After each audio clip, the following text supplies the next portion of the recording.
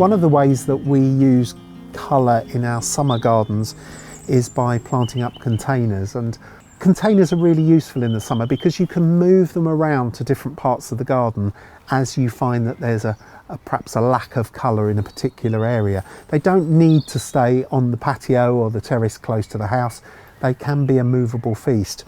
The one thing in the summer that I would suggest you do is to make sure that you choose a pot that's as big as this, if not bigger, because the bigger the pots you use, the less maintenance and the more sustainable really they are in terms of keeping them going.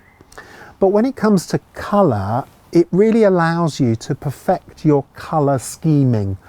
And I think over the years I've sort of refined my own personal taste in colour by planting up summer containers. So it's quite a useful exercise. But I would urge you to try and use the basic principles that we've already talked about, either choosing plants that are all in the same colour range, or choosing plants that are complementary or close by one another in the colour wheel, or choosing colour contrasts. So let's get on and plant this pot, and I've chosen something to be a centerpiece in the middle. It's this lovely canna. I'm not going to use it right in the middle of the pot. I'm going to use it towards the back of the pot and then bring my other things around at the front. But I could have equally chosen something like this cosmos, this tall growing cosmos, as my centerpiece plant, because this will just get bigger and bigger during the season and really statuesque. But I feel like the canna, for me, the foliage is what gives it a bit of consistency and something like a foil as a backdrop for all the other plants. So let's get this one in first. I've filled my pot with a peat-free compost and I've compressed it down, not rammed it down, but consolidated it at the base. And then I'm going to offer the plant up in the pot to start with and excavate so that the finished level of the compost inside the pot that the plant comes in is at the same level just below the rim as all the other plants. So I'm just going to put that in position, and that's about right. So let's knock this plant out of the pot and get started. Now, the great thing about this plant is it's got some really lovely foliage on it, but it's also got a particular face that we might want to orientate the plant so it's facing the best way. And I think that with those leaves coming forward is probably the best orientation.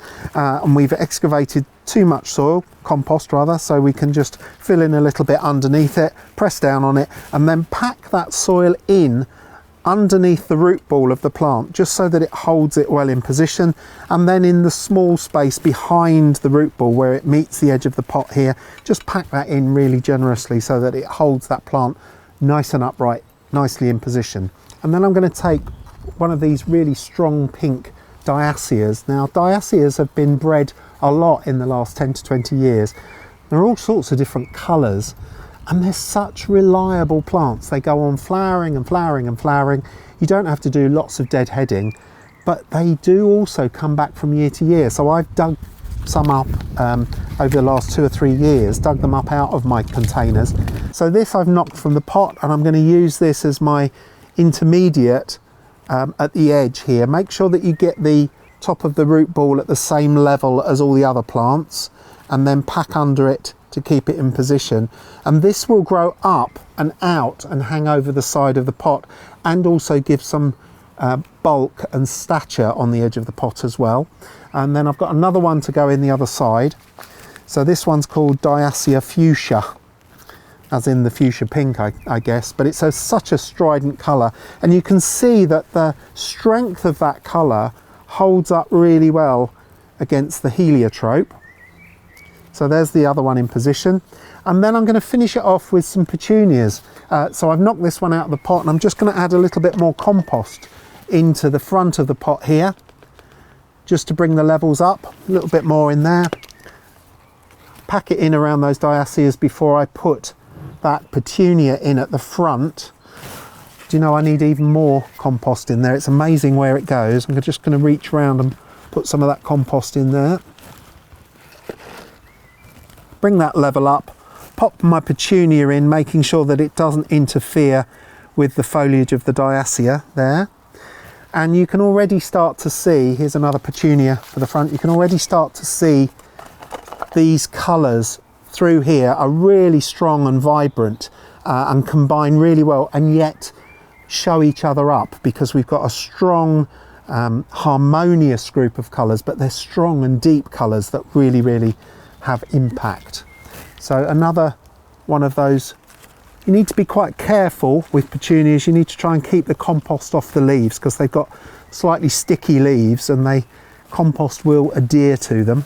And then I'm pretty much done. Now, I have planted quite a number of plants in here for a summer container. Remember that summer containers, the plants will carry on growing quite considerably.